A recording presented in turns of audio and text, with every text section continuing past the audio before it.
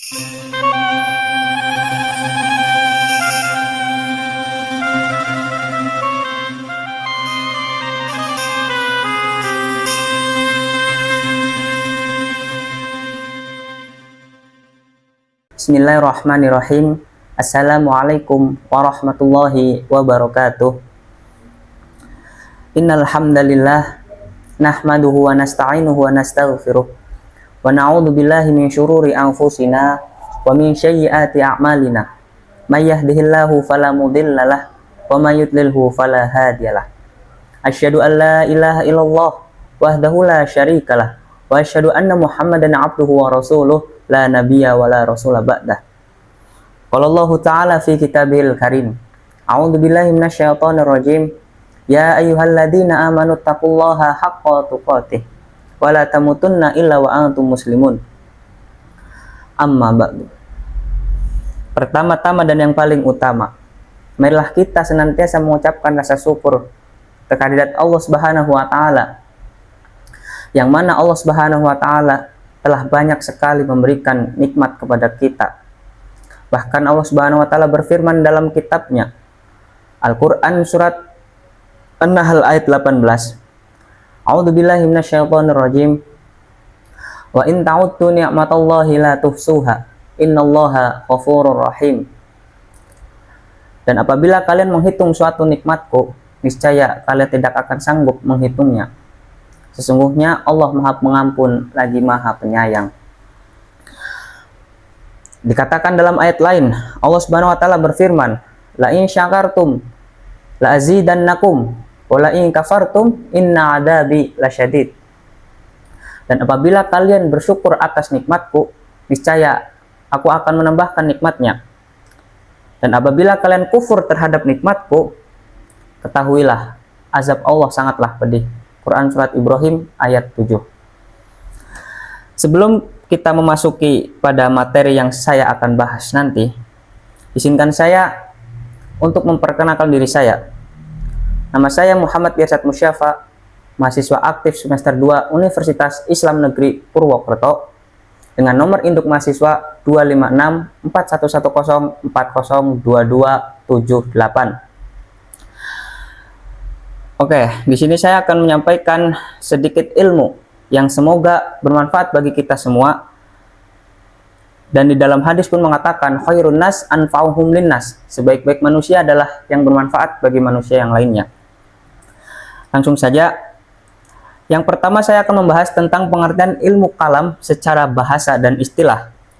Lalu yang kedua, saya akan membahas sejarah perang Siffin dan terbunuhnya Khalifah Utsman bin Affan. Kemudian yang ketiga, ada penjelasan terkait aliran Qadariyah dan Jabariyah. Dan yang terakhir, yaitu tentang perbedaan dan persamaan antara ilmu kalam, ilmu tasawuf, serta ilmu filsafat Islam. Oke, tanpa basa-basi ya, langsung saja masuk pada pembahasan yang pertama, yaitu pengertian ilmu kalam secara bahasa atau etimologi. Secara bahasa, kata kalam yaitu berarti perkataan, perbuatan, atau firman, yang mana ada beberapa alasan terkait disiplin ilmu ini. Alasan dinamakan ilmu kalam itu apa? Ya, yang pertama yaitu pembahasan paling krusial di awal perkembangan ilmu ini adalah tentang kalamullah atau Al-Quran. Apakah Al-Quran itu sebuah makhluk ataukah bukan? Dan yang kedua ada cara pembuktian.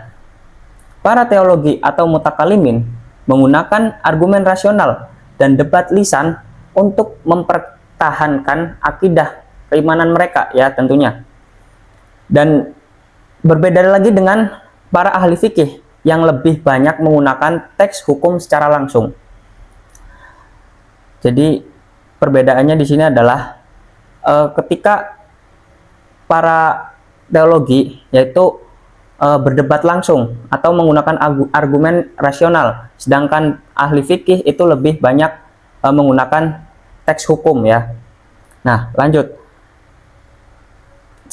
Secara istilah atau terminologi, ilmu kalam secara istilah ini adalah ilmu yang membahas tentang wujud Allah, sifat-sifatnya yang wajib, mustahil, dan jaiz, serta yang membahas tentang para rasul untuk menetapkan akidah keagamaan dengan menggunakan dalil-dalil nakli, dalil Al-Quran maupun hadis, serta dalil akal, dalil rasional.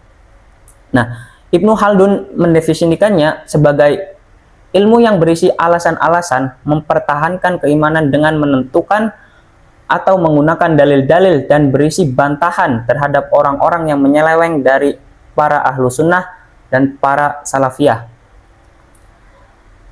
Kemudian pembahasan yang kedua, ini singkat saja karena berhubung durasi ya teman-teman. Lalu sejarah perang Siffin dan terbunuhnya Khalifah Utsman bin Affan. Seperti yang kita ketahui, ada 3 fase kronologis sejarah perang Siffin dan terbunuhnya Khalifah Utsman bin Affan. Fase yang pertama yaitu terbunuhnya Khalifah Utsman bin Affan. Pada akhir masa pemerintahan ini atau Khalifah Utsman, muncul ketidakpuasan politik dari beberapa wilayah seperti Mesir dan Kufah, yang mana muncul berbagai tuduhan nepotisme dalam pengangkatan gubernur, dan ketegangan ini memuncak ketika rumah Khalifah Utsman bin Affan dikepung oleh para demonstran yang ekstrim, yang berakhir syahidnya Khalifah Utsman bin Affan ini. Dan peristiwa tersebut dinamakan sebagai fitnah ya, fitnah al-kubro atau fitnah yang besar. Kemudian fase yang kedua, transisi kekuasaan Ali bin Abi Thalib. Setelah beliau Utsman bin Affan wafat, Ali bin Abi Thalib dibaiat menjadi khalifah dalam situasi politik yang sangat kacau. Mengapa dikatakan kacau?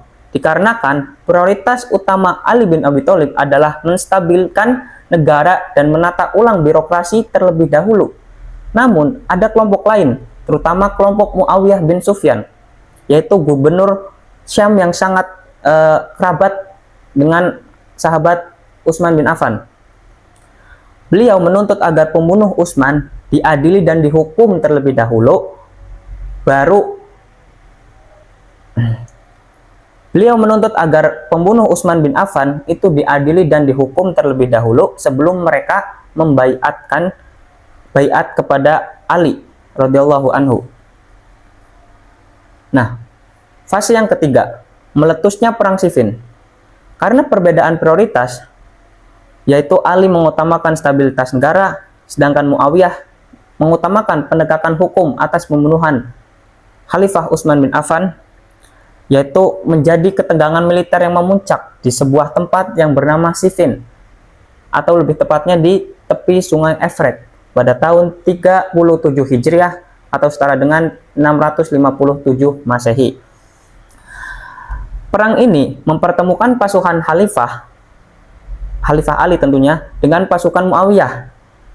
Nah, perang berakhir dengan peristiwa tahkim yang memecah umat Islam terbagi menjadi 2, yaitu kelompok yang keluar dari kelompok Ali disebut dengan Khawarij, dan kelompok yang mengikuti Ali bin Abi Thalib yaitu disebut dengan Syiah, yang mana menjadi cikal bakal lahirnya perdebatan teologis dalam ilmu kalam. Nah, seperti itu. Ada 3 fase ya tadi. Kemudian materi yang ketiga yaitu pembahasan tentang aliran Qadariyah dan Jabariyah. Kedua aliran ini berada di kutub yang saling berlawanan mengenai perbuatan manusia, atau bisa disebut dengan al-af'al al-ibad, yang dimana aliran tersebut terbagi menjadi 2. Yang pertama aliran Qadariyah. Aliran Qadariyah ini berpendapat bahwa manusia memiliki kebebasan penuh untuk menentukan dan menciptakan perbuatannya sendiri tanpa melibatkan Allah sedikit pun, ya. Dan manusia akan menerima pahala atau siksa karena pilihannya sendiri. Jadi itu murni hak pilihannya sendiri tanpa ada campur tangan kehendak Tuhan, ya. Seperti itu.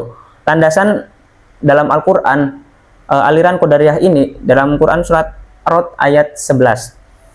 A'udzubillahi minasyaitonirrajim. Innallaha la yughayyiru ma biqaumin hatta yughayyiru ma bi anfusihim. Yang artinya sesungguhnya Allah tidak mengubah keadaan sesuatu sehingga mereka mengubahnya keadaan yang ada pada diri mereka sendiri. Jadi Allah itu tidak mengubah keadaan suatu kaum sampai-sampai atau sehingga mereka itu mengubah kaumnya sendiri. Jadi tidak ada campur tangan oleh Allah sedikit pun. Dan landasan yang kedua dalam Quran surat Al-Kahfi ayat 29. A'udzubillahi minasyaitonirrajim. Faman syaa'a falyu'min, waman syaa'a falyakfur. Maka barang siapa yang ingin beriman, hendaklah ia beriman. Dan barang siapa yang ingin kafir, biarlah ia kafir. Nah, lanjut. Kita masuk pada pembahasan aliran Jabariyah ya. Yang aliran Jabariyah ini kebalikannya dari aliran Qadariyah itu sendiri. Nah, Jabariyah berpendapat bahwa manusia itu tidak memiliki kebebasan sama sekali. Yang dimana manusia dipaksa atau majbur oleh kehendak Allah Subhanahu wa taala atau kehendak Tuhan. Yang mana perbuatan manusia pada hakikatnya adalah perbuatan Allah. Manusia hanya seperti wayang yang digerakkan oleh dalangnya atau bulu yang tertiup angin. Jadi penjelasan singkatnya, aliran Jabariyah ini yaitu apapun yang kita lakukan, baik itu maksiat, baik itu kebaikan, keburukan dan lain sebagainya, itu murni kehendak Allah Subhanahu wa taala.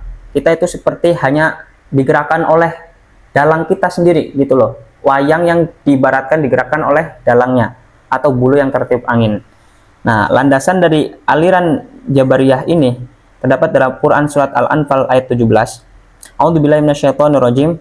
Wa ma ramaita id ramaita walakinallaha rama. Artinya, dan bukan kamu yang melempar ketika kamu melempar, tetapi Allah lah yang melempar. Nah, seperti itu. Kemudian landasan yang kedua dalam Quran surat As-Saffat ayat 96. A'udzubillahi minasyaitonirrajim. Wallahu khalaqakum wa ma ta'lamun. Yang artinya, padahal Allah lah yang menciptakan kamu dan apa yang kamu perbuat itu. Nah, jadi jelas di sini ya.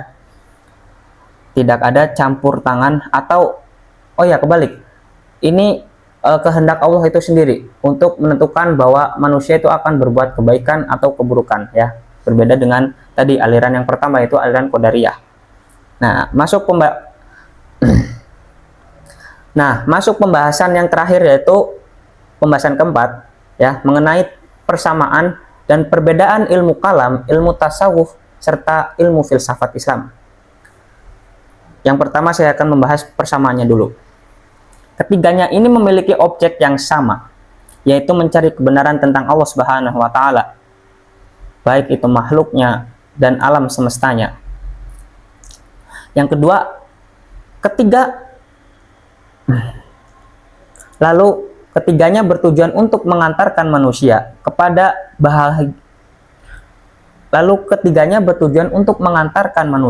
pada kebahagiaan yang sejati dan pengenalan mendalam terhadap Sang Pencipta, yaitu Allah Subhanahu wa taala. Nah, di sini kita masuk perbedaannya. Yang pertama ada ilmu kalam. Beranjak dari iman atau teks wahyu, lalu menggunakan akal untuk membuktikannya secara logis agar iman itu tidak goyah. Lalu yang kedua ada filsafat Islam. Beranjak dari akal dan logika murni untuk mencari kebenaran yang kemudian diselaraskan dengan wahyu. Gitu. Nah, yang ketiga ini berbeda dari yang kedua tadi, yaitu ilmu tasawuf, tidak mengandalkan akal maupun teks teoritis ya, melainkan penyucian jiwa untuk melaksanakan atau merasakan langsung kehadiran dan kedekatan dengan Allah Subhanahu wa taala. Nah, seperti itu ya. Dari pembahasan di atas ya, dari awal sampai akhir, kita dapat menyimpulkan secara singkat tentunya. Jadi ilmu kalam adalah ilmu teologi yang menggunakan dalil akal dan wahyu untuk membela akidah yang benar. Nah, secara historis ilmu ini lahir akibat perpecahan politik, yaitu ketika pasca terbunuhnya Khalifah Utsman bin Affan dan meletusnya perang Siffin, yang kemudian memicu lahir tadi dua aliran, yaitu Qadariyah dan Jabariyah. Jadi dua aliran itu memicu lahirnya pemikiran teologis terutama terhadap ilmu kalam. Nah, demikian pemikiran Islam itu memiliki tujuan yang sama dengan ilmu filsafat serta ilmu tasawuf, yaitu mencari kebenaran tertinggi Allah Subhanahu wa taala. Perbedaannya hanya terletak pada dua metode, yaitu ilmu kalam membuktikan Tuhan lewat argumen teks, sedangkan filsafat mencari Tuhan lewat akal murni, dan yang terakhir ilmu tasawuf yaitu merasakan Tuhan lewat kesucian hati. Nah, jadi seperti itu ya pembahasan singkat dari saya. Semoga bermanfaat bagi kita semua ya. Demikian yang dapat saya sampaikan. Kurang lebihnya mohon maaf karena saya juga masih belajar ya tentunya. Silahkan kritik dan saran yang memotivasi untuk saya berubah ke depannya menjadi lebih baik. Akhirul kalam, undur maqala wala tandur mangqala, lihatlah apa yang disampaikan bukan lihat siapa yang menyampaikan. Idza wajadtum khata'an faminni wa minasyaiton wa idza wajadtum shawaban faminallahi wahdah. Apabila terdapat suatu kesalahan itu datangnya dari saya pribadi dan dari syaitan, dan apabila terdapat suatu kebenaran itu datangnya dari Allah semata. Billahi taufiq wal hidayah wa ridha wal inayah. Assalamualaikum warahmatullahi wabarakatuh.